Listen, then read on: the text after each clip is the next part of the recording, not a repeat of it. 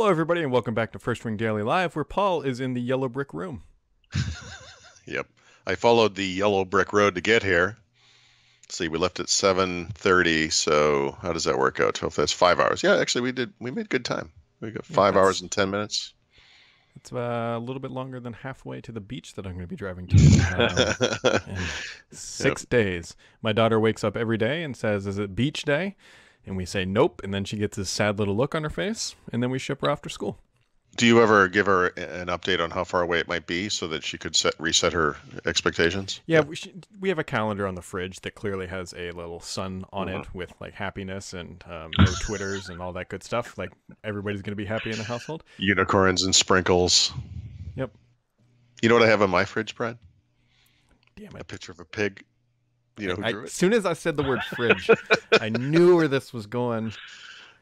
We went to a baseball game last night, and the team is the Iron Pigs. It's a local AAA team or whatever. So their logo is, of course, a kind of a ferocious-looking pig. And my brother-in-law leaned into me last night at the game. He was holding the program. He says, you should send a picture of this to your friend and tell him so he can see what a pig looks like. He knows about it, too. Oh, no, what happened? Uh-oh. I can still hear you. I froze there. Can you hear me? Yeah, you're fine. Oh, it's popping up. Yeah. But it's clearly fine on this end. So, okay. Whatever. I just appreciate that you show your entire family my It says I have a network connectivity problem. Why don't you try calling me back? It's weird though because the audio and everything's coming through crystal clear. This is just Skype. Oh boy. Whatever. Anyways, we'll keep going. We'll fight through. Just like a pig. Yeah, so I tried to type something to you and it never sent. Okay. Okay. The joys of live shows, folks, is that you get to experience what we do every single time we try to podcast over the interwebs. Paul, speaking of quality online services, so this is a fun one. I haven't logged into Facebook in probably 2 weeks. I haven't logged into Facebook on my phone in at least a month. And I started getting text messages yesterday from a number. It says X person posted a photo, and I thought it was just like a spam or whatever, but it's actually Facebook texting me about updates that are happening because I'm not logged in because I gave them my stupid phone number for two-factor. Sorry. Yeah. I want to punch something. Maybe a pig. I know. Maybe. I think it might be my Wi-Fi connection. Although, I mean, it says I have a bad. Do you want to just call me back real quick? No, we get half, Paul. Yeah. Well, no, I'll flip it around. I just need to make. No, you're fine. You're fine. And I'm not even going to edit this out because I am exceptionally lazy before the holidays. And I'm dealing with Facebook texting me. And why did OneNote go away? There we go. There we go. All right, how do I do this? Hey, at least nobody's going to complain about cats on this episode. That's actually, he has two cats, but they are locked out of the room. I know. Are they just pawing? I imagine if you went to the door, there'd just be little paws reaching underneath going, Paul. Yeah. I can hear you talking. What do you want? But, all right, real quick here. Paul, my Surface 3 finally done updating. I'm on 1803. Really? Yeah. How was the performance? When I say glacial? When I'm saying it finished updating at approximately 13 seconds before this podcast started. I haven't done anything. It took all night, I think, to install 1803. But so just remember, Google this because I don't know how you do it on the PC, but Google download lowest quality possible iTunes video. Like just do that because it's going to make a big difference. Yeah, plus, it's my kid watching in the back of a car. Sure. She doesn't need 1080p. Yep. She doesn't need 4K. No. She will take her pixels and she will like it. That little scamp.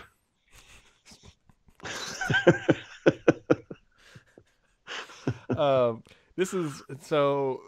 Did you see the essential stuff? I did not. So Andy Rubin's, here's the short version. Oh, I'm sorry. I did. I'm sorry. Yeah. Andy Rubin's company Essential is essentially gone. It's up for sale. After dumping $100 million into products, the founder of Android can't found a company based on Android because Samsung, Google, and a few other smaller companies basically own it and locked everybody else out. You know who should buy this company? Don't. Microsoft. Anyway, I saw a tweet that he made, he being Andy Rubin, that he said that what they had done was dropped the development of the second phone, and that they were focusing on other devices. And of course, if you go back to the original Essentials announcement from last year, I just did that Jetty mind trick thing. They were talking about doing some sort of a home hub, that would work across device types and so forth. And they never really delivered on that. So maybe that's what he means. But I guess what you're saying is, was it Bloomberg or whatever? Yeah, it was Bloomberg. They're actually trying to sell the company, in other words. Yep. Yeah. Yep. After dumping $100 million into it, which is, a little bit shy of the $10 billion Microsoft put into Windows Phone. Yeah, I mean, how about like trying 2 gens? I mean, there were some obvious issues with the first phone that I'm sure they were working to address. I think the design of the thing was really cool. I mean, they ran into problems with the colors, and those things took a lot longer than expected. But as my wife and I were talking on the drive here, we were looking at different color cars and things, and it's hard doing color matching across different materials, right? You see that in phones, and it's why you don't see color PCs. Like the only time you ever see a real color on a PC is when the whole thing is plastic, because you can just match the color really easily. But I think that was one of the cool things that they had done, was have those kind of really nice color options. And I thought it was a pretty device. I never got one for review, but that's too bad. Yeah. I mean, we'll see. I'm curious if it's going to go the Nokia way with HMD Global, a company like that, buying up the brand name and then trying to hawk things on, but. I mean, do they have any brand recognition? Yeah, that's the other thing. Do they? I have no idea. I mean, Essential.com is a pretty good domain. They could squat on that for a while and make about $4,700 back. They could do that. They can do a lot of things. Yep. They could do a lot of things. Here's an interesting one, Paul. If you're not familiar, which you probably are, today is GDPR Day, which is the day that all of our inboxes will hopefully stop getting spammed with. Please join in. I don't particularly know this person, but it was on a bunch of different websites, and so I'm assuming that he's pretty pronounced in this industry. It says digital privacy activist Max Schrems files official GDPR complaints against Google, Facebook, and WhatsApp and Instagram over forced consent. This will be fun to watch. Forced consent? Yeah.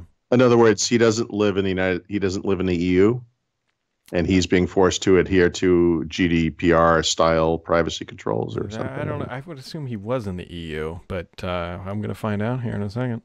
So, I mean, I'm curious. In other words, the EU is imposed this restriction on these companies, right? So they're all racing tech companies to meet the requirements.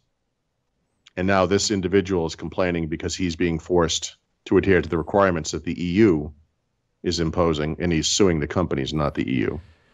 It says the complaints about Facebook and Google come from Facebook subsidiaries, come from a group called None of Your Business. Not even kidding. A non-profit funded by a very successful serial Facebook litigant, Max Schrems. Schrems is he's in Austria. The Austrian lawyer who has annihilated. Yeah, so he's in the EU. And I'm sorry. He's gone from private. How did you describe him earlier? Privacy. What was the term? The group is called None of Your Business. A non-profit. No. When you described him earlier, you used the term like privacy advocate. Litigant. Yes. So litigant. He is in fact a serial Facebook litigant. That's what he does. Yep. Like I play Call of Duty when I'm bored. This guy sues Facebook. That's his shtick. Yeah. And the GDPR is just some new DLC coming his way. Yeah, exactly. Yep. That's exactly right. I don't know. It's the only reason I bring this up at all is that for people who aren't familiar with GDPR, it's this privacy thing that's impacting everybody around the globe. But what we're all waiting for is there's going to be a case study, and that case study is going to be one company is going to get their butts handed to them by the EU for a very large sum of money.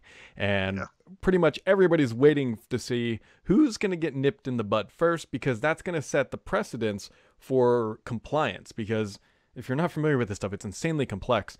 But they come out with a law, and everybody tries to adhere to that law. But that law is essentially up to interpretation of the people who are going to be enforcing the GDPR standard. Now, granted, the law should adhere to how they're enforcing it, but there's a lot of just gray areas. For example, one area is invoicing. If somebody buys something from you and you get their information for an invoice, is that the same thing as email and all that? There's a lot of just gray areas, and it's not going to be until we get one massive court case where somebody's going to lose a bunch of money to the EU that we will actually understand the best practices for implementing compliance.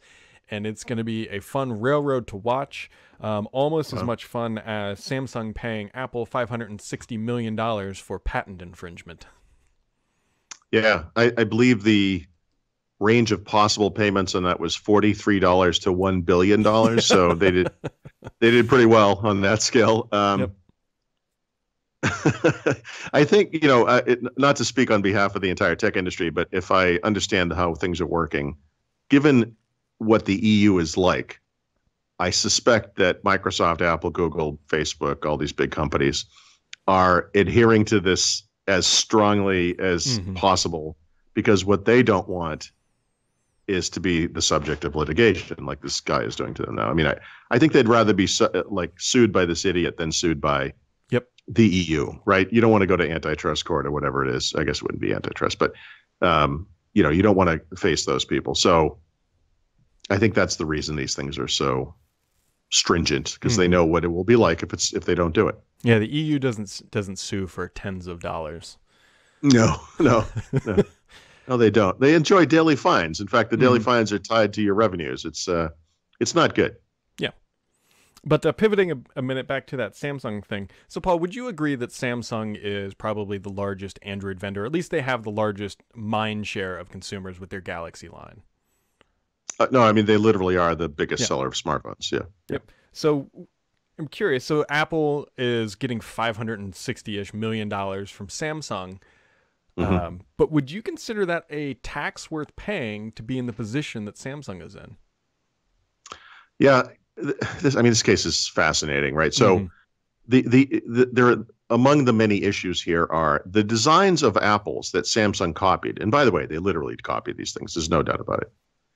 Date back to the earliest days of the iPhones and the earliest days of the Galaxy S phones. So what they were being sued for, what they are now being punished for, is several years old. And the weirdness of this is that if you look at the market today, you can make a very compelling case that after getting into the market very quickly by copying Apple's designs, Samsung has subsequently innovated in ways that Apple is now copying them. Yep. And they are ahead of Apple in some very key areas when it comes to smartphone design or smartphone features, whatever it might be. So yeah, 569 million or whatever? Something like that. That's nothing. I mean, that's here you go. Thanks for the R&D work, Apple. It's they'll fight it because they have to. Yep. And I don't know if they can anymore. I know this has gone back and forth many times. I'm not sure what the recourse is at this point, but this is just like you said. Those two companies are neck and neck when it comes to market share. I don't remember. I don't know off the top of my head, but they both make a ginormous amount of money overall. Yep. I mean, Samsung's earnings, profits, revenues, whatever, are spread out over different businesses that aren't just smartphones. So it's kind of hard. We have some indications there, but I think they're doing pretty well. So it was a good move. I think they should lose this case. Yeah. It's a super predatory move. That's the thing with Samsung. Like they're not to be trifled with. And your quality just went to utter garbage. You sound like you're... sorry. Oh, yeah. I think you're ready for the weekend. Bye. You got anything else for today, Paul? No, I'm going to work on. I got to ask Paul. I'm probably not going to do short takes today. I do have some other things I want to write. I'll probably write up the Apple thing. And I can't remember. There's something else. State of Decay too. There's no big deal. But yeah, I've got some more stuff for today. But have a great weekend. I will be mostly out after today. So sounds good. What have you got going on? I think we might go swimming. I think is nice. We got a whole bunch of. I mean, because we're going on vacation on Thursday, we're just kind of honestly just packing and just cleaning the house up. Just nothing. Yep. Nothing fun. Yep. Nothing fun. All right, folks. Well, that wraps it up for this abridged episode of Paul being on the road, me being here, and it being Memorial Day weekend in the United States, which means there is just not a lot going on. But we hope that everybody has a wonderful Friday. And if you're not working Monday, congrats to you, because I don't think Paul and I are going to be working Monday. And enjoy your long weekend. We'll be back on Tuesday, regular time, regular show, regular stuff. Have yourselves a wonderful day.